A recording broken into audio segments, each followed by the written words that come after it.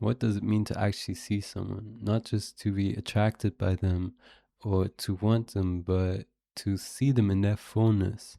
Today I want to talk about the way that Caleb Azumah Nelson writes about love in his novel, Open Water, and why it feels so different from the way that love is often portrayed in modern culture. In his novel, love isn't dramatic or loud, but rather it's hesitant and is built slowly. The story follows a young photographer and a dancer in London. Both of them are black British artists navigating the city, their ambitions, and the emotional weight of their experiences. At first glance, their relationship seems to begin on unstable ground. The two meet through the protagonist's best friend Samuel in a bar, who happens to also be dating the dancer at the same time. And she later on decides to break up with him to stay with the photographer. So, yeah, y'all can see how the foundation's already a bit messed up. And you wouldn't be crazy to expect an unstable foundation coming out of a relationship like that.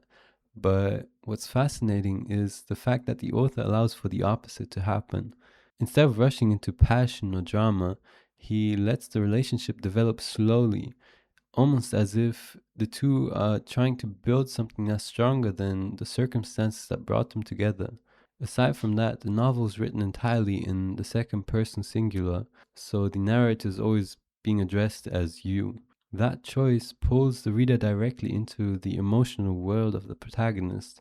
It's like we're following him as he's learning to love and to be vulnerable. But what makes their relationship so powerful isn't the dramatic events, but it's the small moments, the nights spent together, the conversations, and the walks through the city. And it's within these spaces that Nelson builds his idea of love.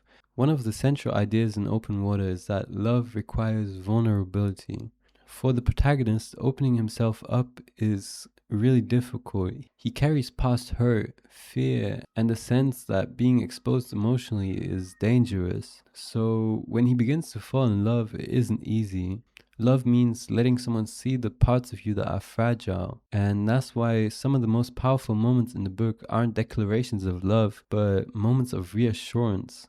On 4 different occasions in the book, we see 3 words being repeated, a simple line that carries a different weight with each corresponding situation. The line's the following: "You are safe here." A small sentence that holds so much meaning.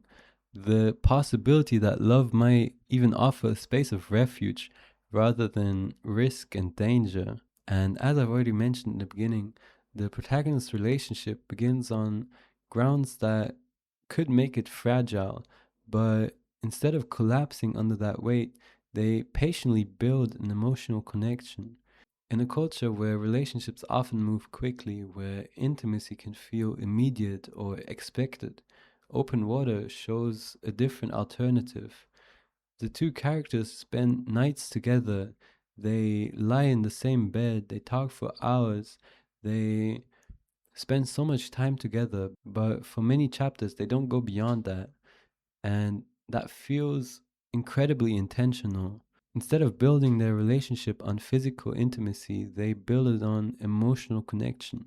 They learn each other's thoughts, they spend time in conversation and share music, they sit in silence together, they truly begin to see one another.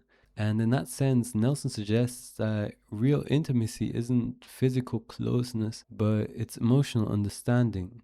What makes Open Water so powerful is that it understands love not as this grand romance, but as an act of courage.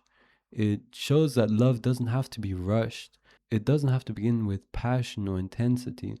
Sometimes it begins simply with a conversation, with patience, with two people slowly learning to recognize one another. It's common nowadays to rush into relationships, so in this modern culture, Nelson's idea of love seems almost revolutionary. It reminds us that the most meaningful connections take time to build. And I just hope that this peace of mind today could be insightful to some of you. If anyone is interested, I highly recommend this book by Caleb Azumah Nelson, Open Water. I think there's so much more to explore. Today, I could only cover my perspective on his portrayal of love, but if any of y'all are interested, I highly recommend y'all read it. It's a really good book, and it's been a great delight. God bless y'all, and all good.